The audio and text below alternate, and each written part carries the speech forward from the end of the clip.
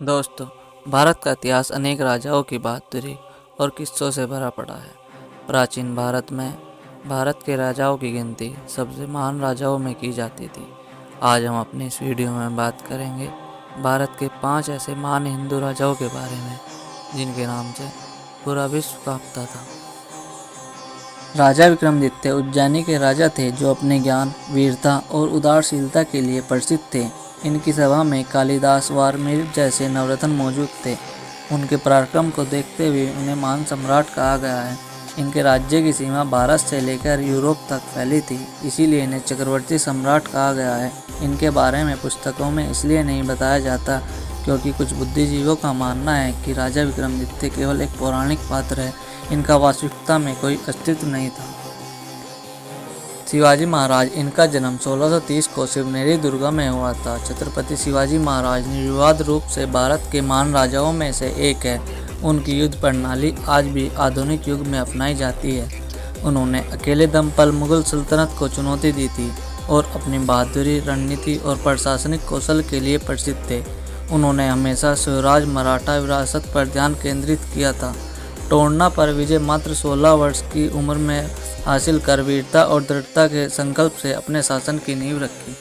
चंद्रगुप्त मौर्य भारत के एक महान राजा थे। ये गरीबी में पले बढ़े और बचपन में ही उन्हें एक शिकारी के हाथों बेच दिया गया था। गुलामी की जिंदगी जी रहे चंद्रगुप्त मौर्य पर चाणक्य की नज़र पड़ी और चाणक्य ने उसमें भारत का उज्जवल भविष्य देख लिया। चाणक्य ने उसे शिकारी से खरीद लिया और उसे युद्ध कला में निपुण बनाया। सबसे पहले चंद्रगुप्त मौर्य ने अलेक्जेंडर को हरा सिंधु और पंजाब वापस हासिल करे।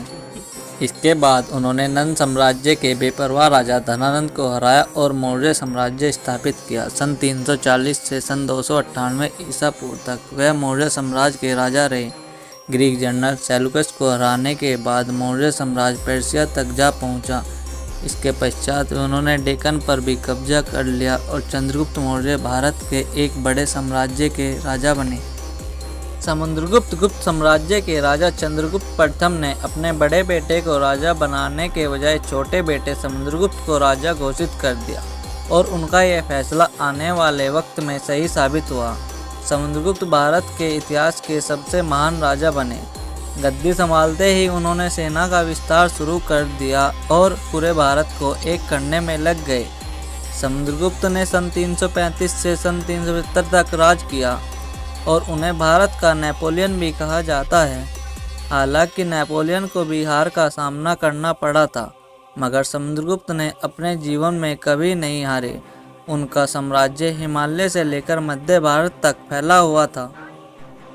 चक्रवर्ती सम्राट अशोक, चंद्रगुप्त मौर्य के पोते भारत के महान राजाओं में से एक है। अशोक ने सन 268 से सन 232 ईसा पूर्व तक मौर्य साम्राज्य के राजा रहे। उनके शासन में मौर्य साम्राज्य लगभग भारत के उपमहाद्वीप तक फैल गया। अशोक को बड़ा ही कठोर और निर्दयी स्वभाव का बताया गया है। अशोक ने अपने दुश्मनों के लिए एक अलग से कारागार बना रखा था। ऐसा भी कहा जाता है कि अशोक ने अपने 99 भाइयों को मार डाला था। सन 261 ईस्वी में अशोक ने कलिंग पर हमला किया। इस भीषण युद्ध में लाखों सैनिकों की मृत्यु हो गई। इस कत्लेआम को देख कर अशोक ने बौद्ध धर्म अपना लिया और फिर कभी युद्ध नहीं किया।